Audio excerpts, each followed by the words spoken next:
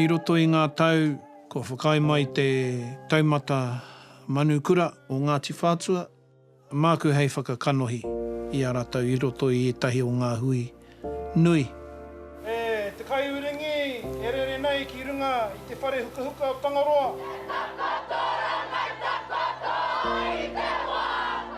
Tērā kōrero tonu e harataku toa I te tōtaki tahi. Take my old people to pray over her. Tino Paua Papa. Don't get arrested, Joe! Mai kore ko Papa me tōna reanga, ka kore ngā rawa o tēnei hapu I nei rangi mohoanei. Ko māro tonu a Ngāti Whātua kia haka tutuki I ngā kaupapa kua whakarite e rātou.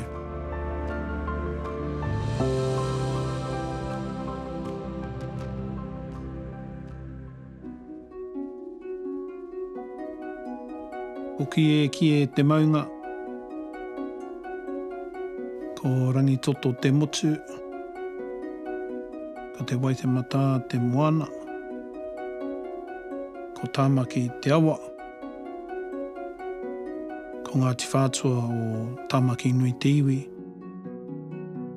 ko te kāwau te tāwa te tangata, ko Taiaha Hawk tōku ingoa.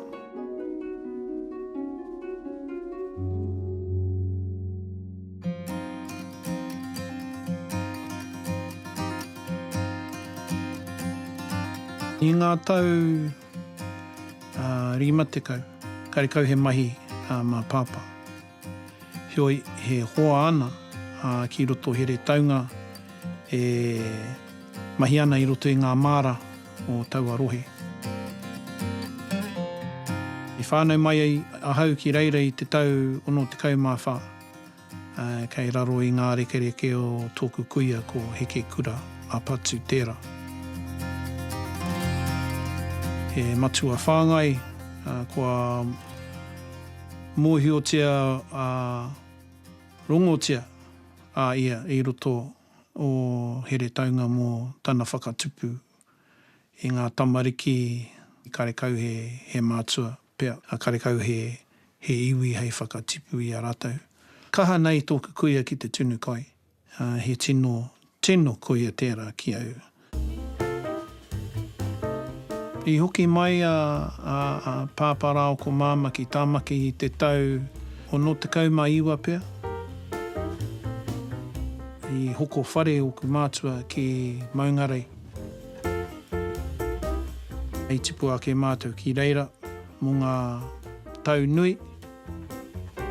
I mātakitaki au I a pāpa e tākoro whitiporo ana. E mahi ka pahaka ana. E neri tana mahi ko te whakatūwhare. He kamura.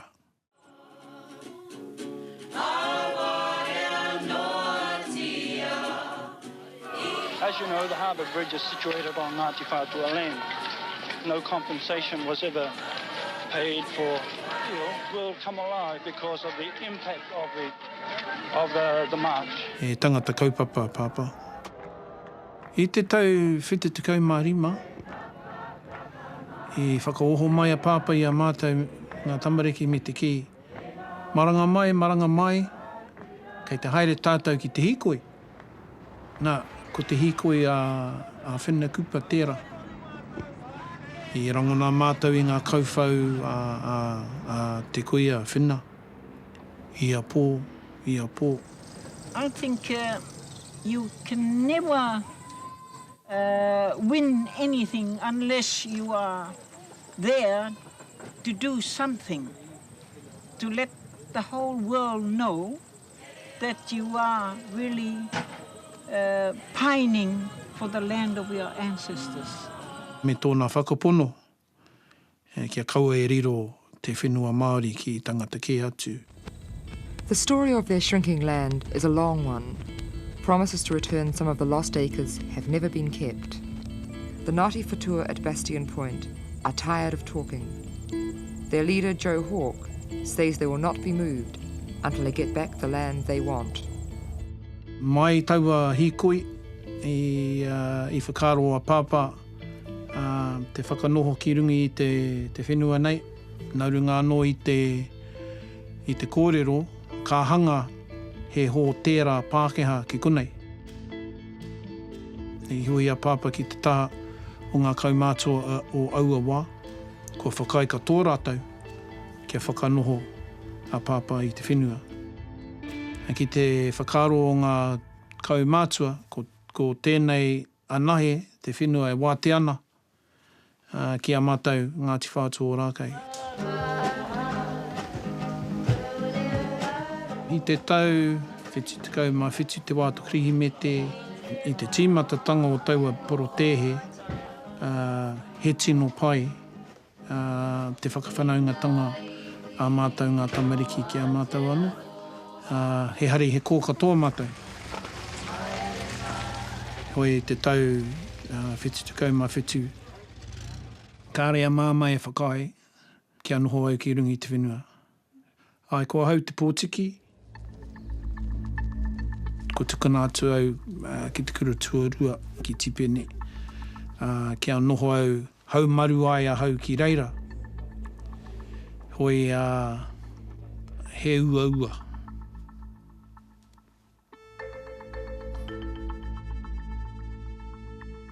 Tērā kura o he māro. He kura māro. I taua wā kāre tērā kura mo te tiaki i a hau.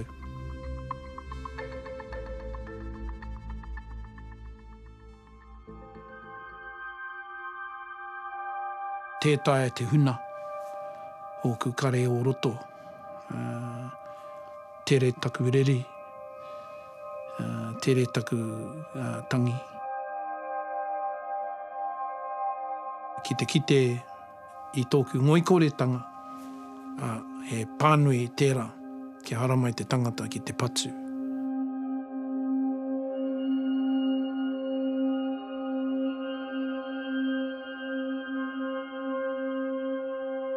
Nā reira, te nuinga o mātou kore whakātu ngā roimata.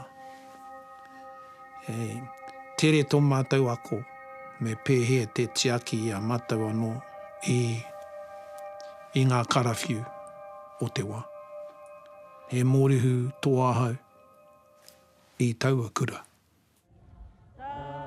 He ua ua kia noho tawhiti ahau i tōku whānau. Appropriate action, whether you leave peacefully and with dignity, or whether you are forcibly removed, is a decision for you to make. Go peacefully, brother. Go peacefully. Te nuinga o mātou moke rawa atu mo te kāinga. Engari mōku, nā runga i taku mōhio, ka whawhai i tōku whānau ki te kāwanatanga. Te prihi mana me ngā hoia, pupu ake, te tino, ngā whakaro ki roto i a hau.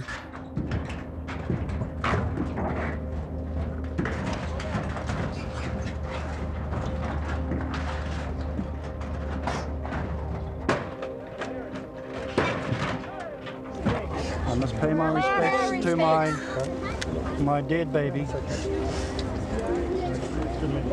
I must take my old people to pray over her. Of our people. Me ngā whakahāwe o e tai ki rungi a hau me te mai a pāpā. You must move aside. Don't get arrested, Mai ngā tauira, mai ngā kaiako, mai e tai o ngā mātua. This is what we get. How much longer must we talk? Must we ask? How much bloody longer? I whakaro a pāpā kia haumaru ai ki wāhi ke atu. Me he mea ka tai mai ngā hoia kareo e mate.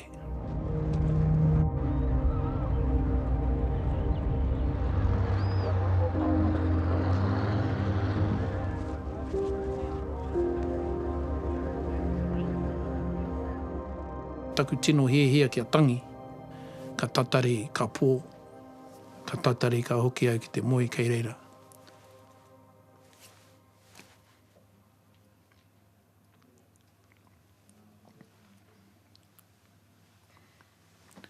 Whireira ka tangi ai.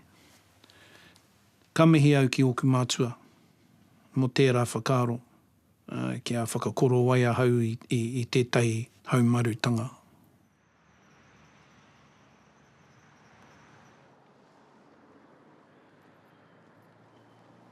Right, so we're doing something a little bit different this morning in terms of you taking your Māori out of the building to the new site. You've got memories here, you've had experiences here. There is a spirit and a Māori here that we're going to ask you to take with you. All you have to do is have peace in your mind and aroha in your heart.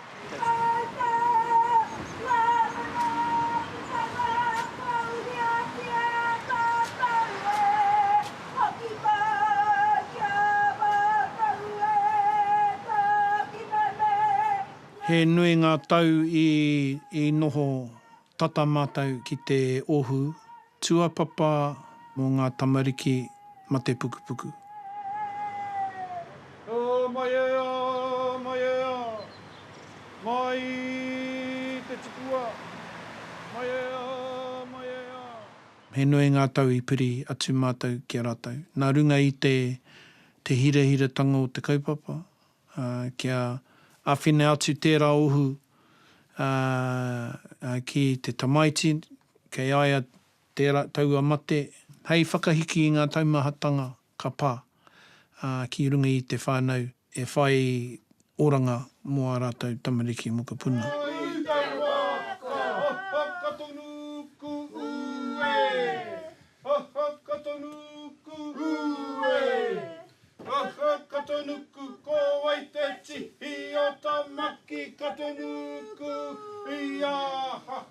Nā reira, rangatira tērā mahi.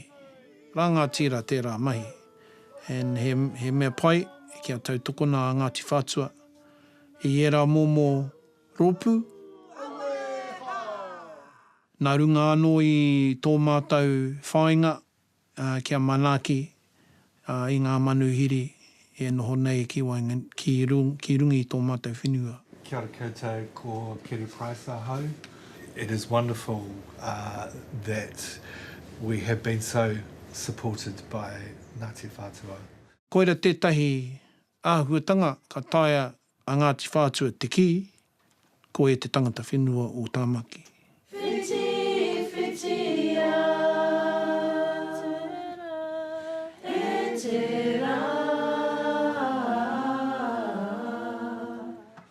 He mahi aroha tērā mahi, he mahi nui tērā mahi, engari.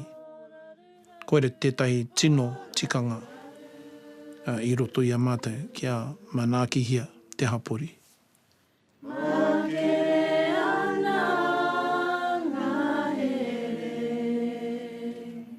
I roto i ngā tau,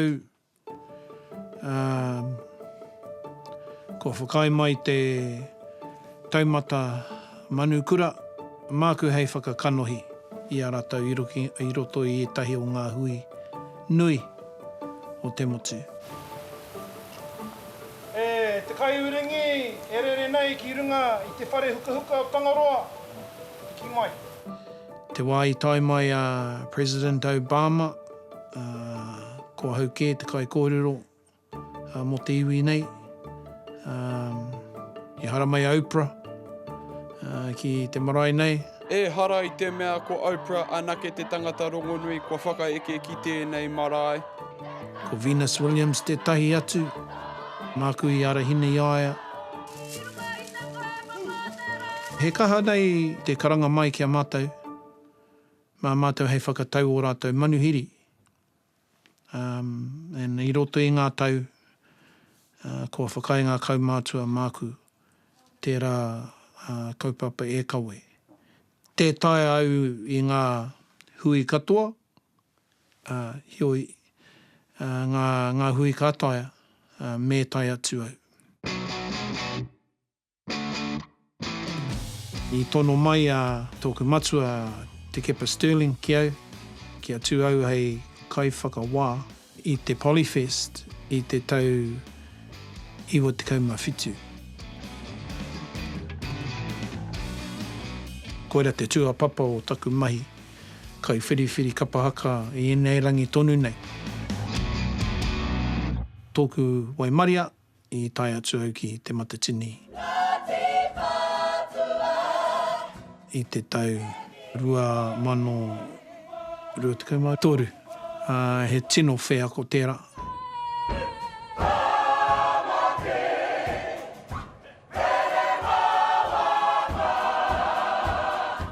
Ko te reo te tuatahitanga o ngā mahinga katoa. Me mōhio ahau ki te reo.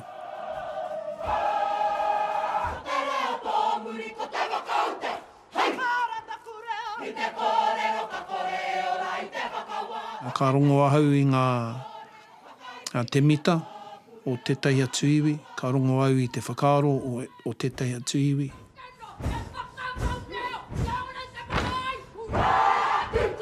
He tino rereke te haka o te naene, ki tō te haka o ngā tupuna, he tino rereke. Te taira ko huri. I roto i te whakaaro kia whakataitai hia te haka, kua puki te kaunga.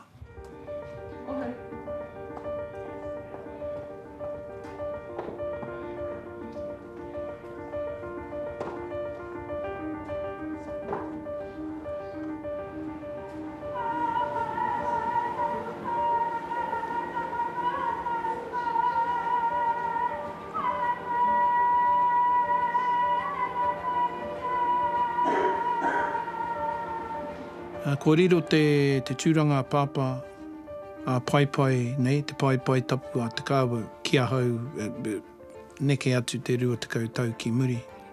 Tēnā ka taia te ki he rangatahi tonu ahau i tauawa. Hoi anō, ko ahau anahe o tōku reanga i rapu i tōku reo i tauawa. Manua nui, manua roa, manua tū, manua ora. Ko tēnei te mauri kātau, ko te mauri o tēnei kura, o ngā reo o ngā manu o te ngahere. I nai nei, te toko maha o mātai, toko maha, tēnā pēr, rua te kau ngā tāne, ka taia te noho ki rungi i te pai. Hoi ana ko hau te mea kau mātua ake i a rātau. Nau mai hara mai. Hara mai ki runga i a takaparawhau, i a Waitemata. Hoi, te mahi nui, kai mua i te aroaro, mō mātou katoa, ngā kai kōrero, ki arapu i tērā mea ko te whakaaro rangatira. Nā reira, tō mātou pōhiri, ko whakaritea kia hakatau, i aua manuhiri, me ki ngā manu ti ori ori o te ao.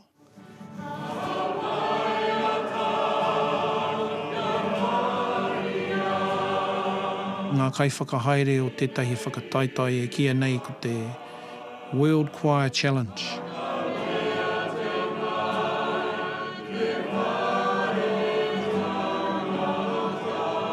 Ki te hara mai ngā koaea puta no te ao, ka whakataitai hia ki tamaki nei.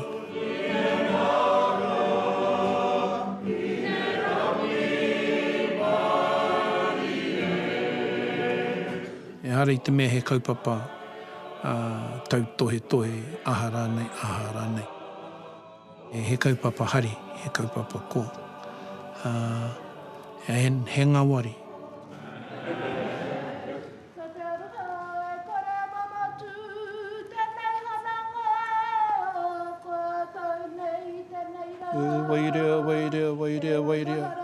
Wairea ki runga, wairea ki raro.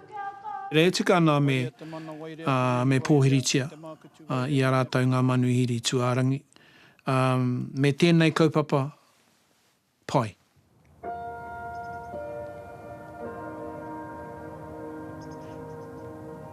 He mea nui tērā ki au, te taha whakapono. Puta atu au i te kura, ako au i te reo, i ako au i te pai mārire. Hoi taua wā tonu i moi au ki te tahi wahine katorika. I roto i tērā hāhi tūtaki atu au ki tērā tohunga pāhina re tei. Ia ko au etahi atu tikanga o te whakapono I roto I ana kauwhau. Nā wairā, I matea papa. I puta tetahi whakakitenga kia hui ahau ki te hāhi rātana. Āta noho, āta whakaaroa hau, mehe mea, ko tērā te huarahi pai mōku. He honore, he kororia, he hareruia ki ai ho ngā mano. I nā runga I te karanga pāpā, ko rongo au tērā karanga, ko tai atu au ki tōku tuakana, kere ama pene, nāna I tono atu ki tō mātou tumuaki, Andre Meihana, nāna I whakatapu ia hau, ka tū au hei a Pōtoro Wairua I te hāhi rātana, mō te pariha o rākei ki o kahu. Nā reira, tōku whakapono I te hāhi rātana, he koro ai a te whai tērā ki au, I roto I taku nei mahi.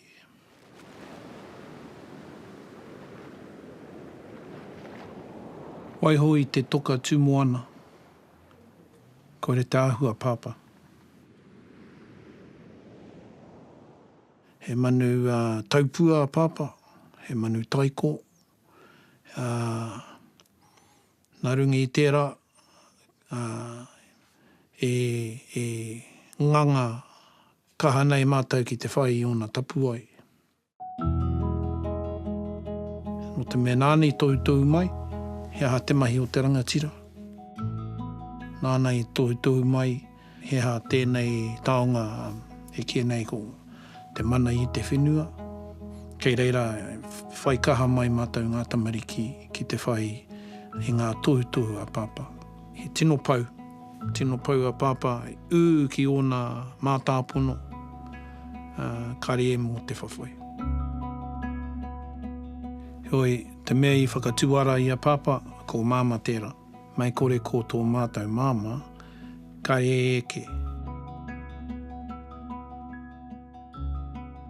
E ngā rangi mohoa nei, he tino cool, ki te mahi a pāpā. Engari aia mahi ana, tērā mahi, kare te Māori e ata tautoko I aia.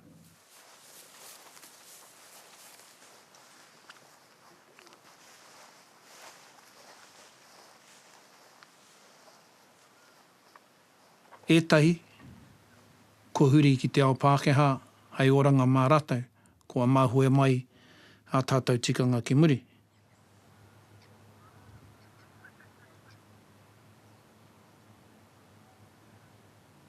Me te whakahe I te reo, whakahe ngā tikanga, whakahe ngā porotei, pērā I te mai a pāpā.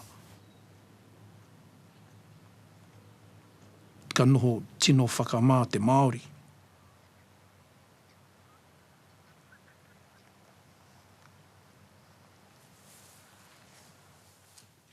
E mate tō mātou mo kupuna manu mea. Nā reira, ko tōna wairua, ko tōna toto, kei rungi I tēnei whenua, ka tapu. Tapu rawa.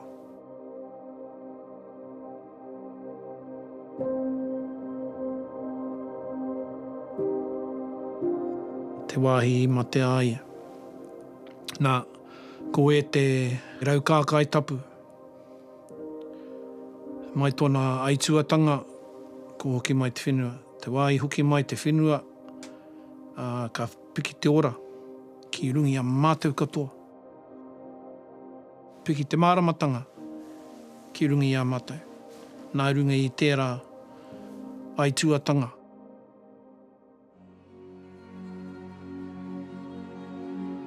Mai rano, ko māro tonu a Ngāti Whātua, kia haka tutuki e ngā kaupapa kua whakarite e rātou. E kore mātou e hoki whakamuri, ka anga whakamua I ngā wā katoa.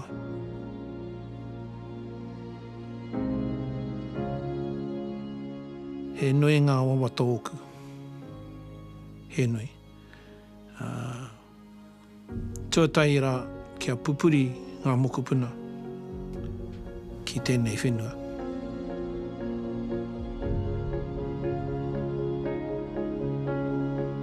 Nā reira, kia kore rawa ngā mokopuna o te Aopopo e wareware. Kia rātau i whawhai, kia hoki mai te whenua. Rātau i ngana nei, kia ara ake anō te reo.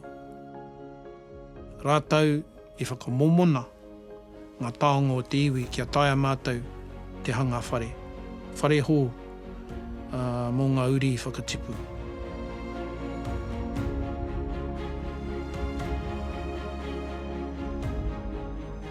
I puta mai e nei taonga katoa naurungi i te tohe.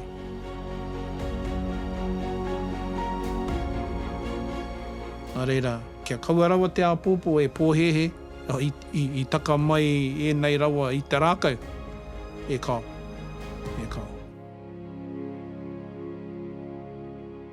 Nā te kaha o ngā tupuna ki te mahi. E nā te mahi, he rangatira. He hate hau e wawara. He tiu he raki.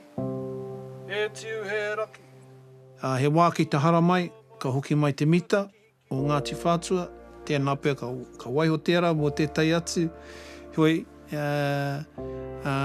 tērā te tino moihewa, nui moihewa roa i roto i a mātou, mō tērā mita o Ngāti Whātua ake. He tūnei, ti he wa mauri ora. Hei te kautau, tēnā pia ka huri tēnei hapuri, hei hapuri reo Māori, ka tai he moi a tāhua tērā.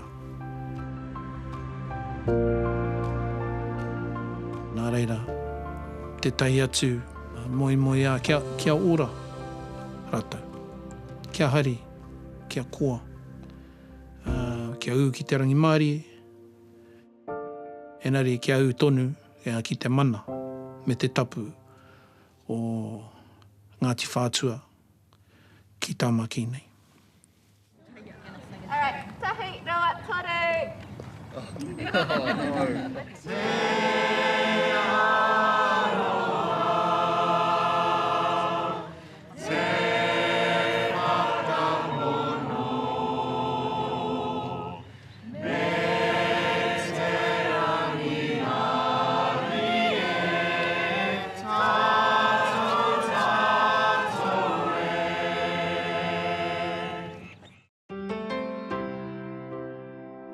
Ki te rukuhia ki te orokohanga o tēnei kupu te haka.